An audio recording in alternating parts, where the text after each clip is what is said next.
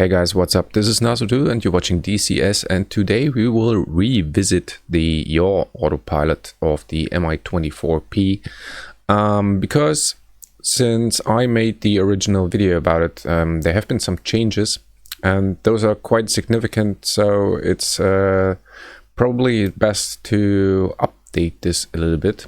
So we start with going into the special tabs menu of the Mi-24P. And we will have a look at these options and boxes and everything. So the first thing, which is really important, is this checkbox here, pedals auto move. And that is, I think it's checked by default. I highly recommend to uncheck this option. But let's have a look what it does and why it's important to have that one off, in my opinion. All right, here we are. The first thing I do is I bring up the indicators. And you can see here my pedal position, and that one is the pedal position of the helicopter, not the physical ones.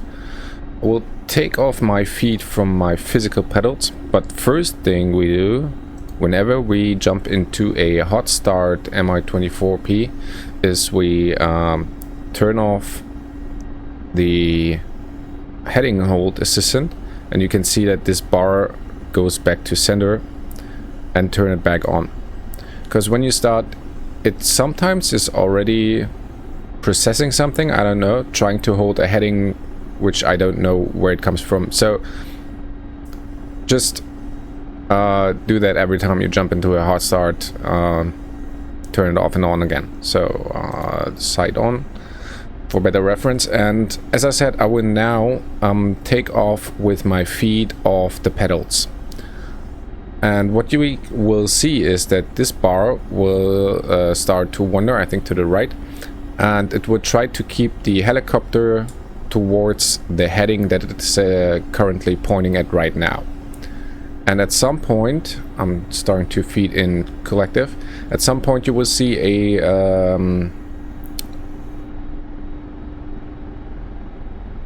letter appearing here. This is when the helicopter starts to move your pedals, because the original system, so the support system, cannot cope with the amount of torque that is needed to keep the heading. And if we look down now, we see that the pedals have moved slightly, and we also see that on the indicator over to the left here. So while this is pretty neat to, you know, get into a hover, do a landing, whatever, without using the anti-torque pedals, this can cause some trouble right now, because my physical pedals are centered. Those ones are not. That means that let's add a little bit more collective here, force more right yaw by the helicopter pedals. See, each time this N-like looking sign appears, the helicopter adjusts the pedals, and this is what is the consequence of checking that auto pedal move box. So if we want to turn left now with our physical pedals that are centered, we will not get the full throw of that pedal axis here. So if I turn left, so the first thing is the helicopter tries to I have full left pedal now. The helicopter tries to compensate this, but you can see that the pedals are right now almost centered. I don't get full left pedal because the helicopter was adjusting the pedal position to hold a certain heading, and that is what it's doing now. I recentered my pedals and it's going back to the original heading that we started off at. I don't want to waste too much time with this. Believe me, it's better to have that off, because you will have constantly have to have a look at the virtual pedal axis, retrim and whatnot to make this work. If you have some force feedback pedals that will react in your physical world to this, then first, I'm jealous, and second, that's the only device that I think that this kind of setting works good with. Alright, so but let's now have a look at the options that I recommend. Okay, we are back in the special option tab of the Mi24P, and of course, as I said, we uncheck pedals auto move. I tried it a little bit, and it's pretty cool because, you know, the helicopter will keep the heading no matter what if you take your feet off the pedals, and that can really help to do a landing because the helicopter will do the anti-torque work for you. But in a lot of situations it would just throw you off. You have to have then pedal trimmer stuff going on, and it's just not really a good thing. It's too complicated to do it like this.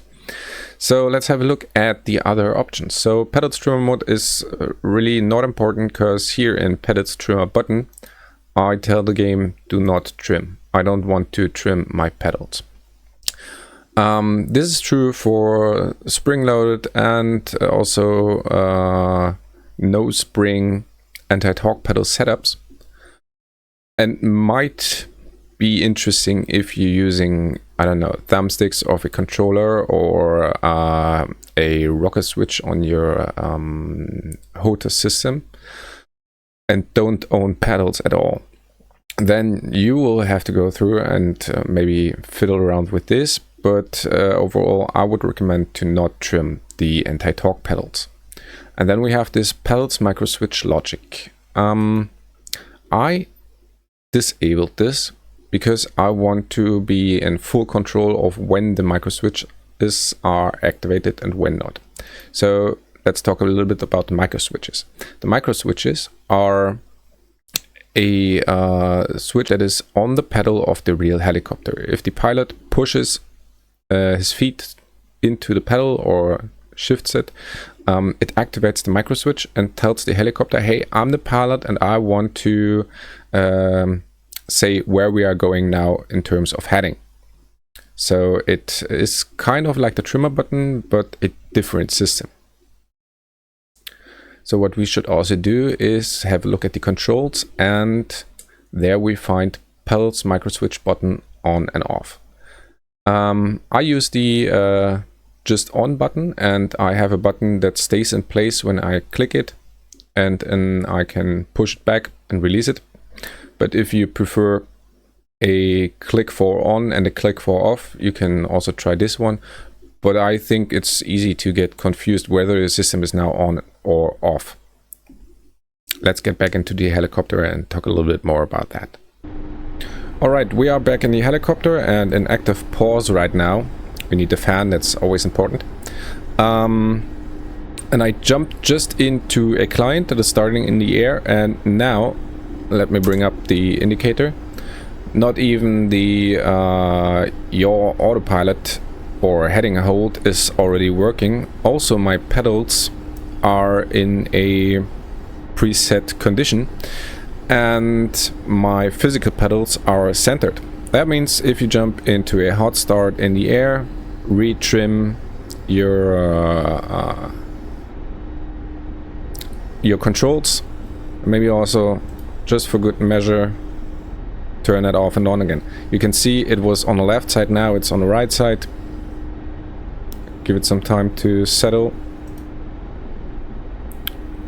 Yeah, it's the opposite side of what it was when we started. So it's a really good habit to always turn it off and on again.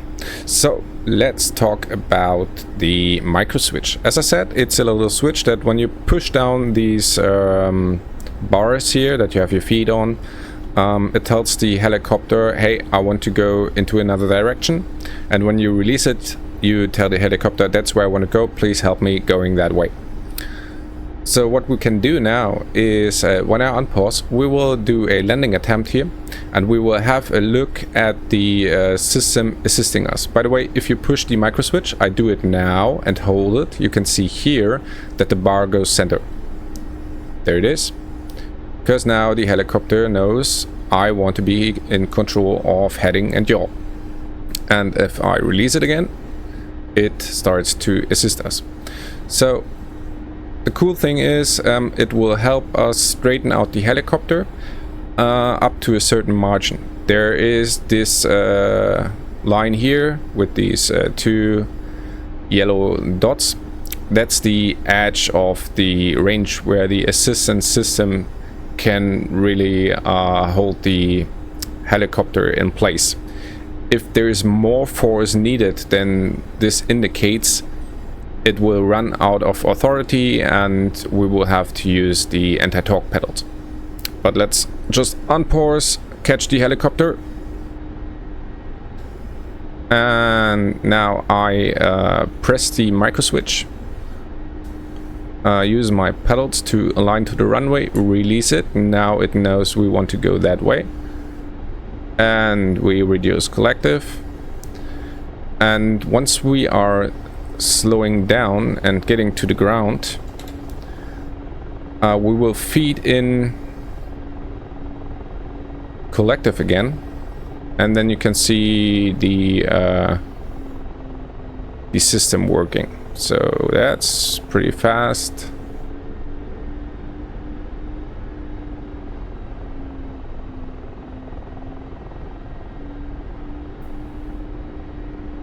You can see with the bar working and working, and I'm not using my pedals right now to keep it in place. Still need to slow down. Alright, here we go. Now it's on full authority, or what it can manage. Now I start to get in some pedals, and with a little bit assistance of my anti-torque pedals, the system can hold us and make sure that we are staying straight, so it helps us to keep the helicopter in place. I give some more pedal, and you can see that the assistance will be reduced. If I overshoot with the pedal, it will try to counter that. You see, I give right pedal right now, it goes to the left. And that's what the system is doing for you.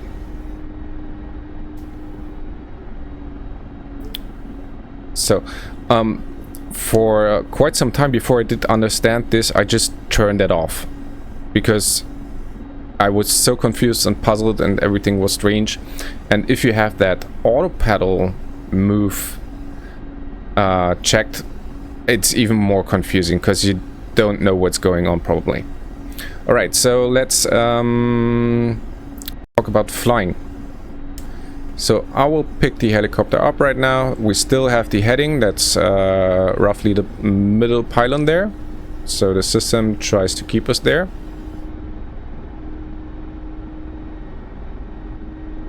It runs out of authority when I hit a certain regime in terms of torque. But now we want to go on, we go straight forward to pick up speed. And now we don't want to face down the runway, we want to turn. Well, if I would now turn, let's say, to the left with my pedals, the helicopter, you can see the bar, it tries to go right because it thinks, hey, you want to go along the runway. It's pretty slow movement. If I push now the microswitch button with the same amount of pedal input, we will increase our turn rate. You see? There we go.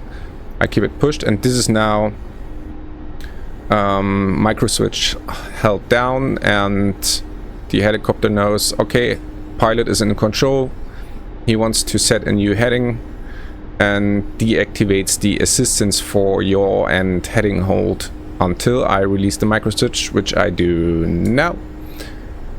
And now he's back on working to going towards that tree line. So that's my recommended setting for flying the Mi-24P and utilizing the heading hold as much as possible, not as much as it could be, but without you know, force feedback pedals. I think it's just more annoying to constantly check, are my pedal positions right now similar to microswitch turn, similar to what is in the virtual axis, and that's just not convenient. Yeah, we can take a punch, that's no problem. All right, so we want to go towards that mountain, microswitch off, and he's now trying to assist us again, keeping that heading straight. So when we, let's get some rockets, let's tell Petrovich, no, you turn on weapons. Oh, weapons are on already. When we attack a target right now, I want to turn microswitch on. You see it starts walking off to the left. Yeah, it's okay. We turn towards the target, then we will get the target in sight and let go on the microswitch, and it will help us then to keep our nose and our reticle on the target. I think I have it's all on. Okay, increase fire. Oops, sink this. Oh, do I even have rockets? No, I don't. I have gun? Yeah. That can be pretty useful. So we are looking for a target. We will die right now, I'm pretty sure. And by the way, don't forget that there's also the trimmer, which is working with the other three assistance channels. Where are the targets? There are some.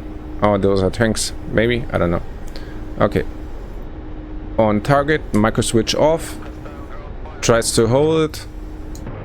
We get some shots off. Microswitch on. And into cover.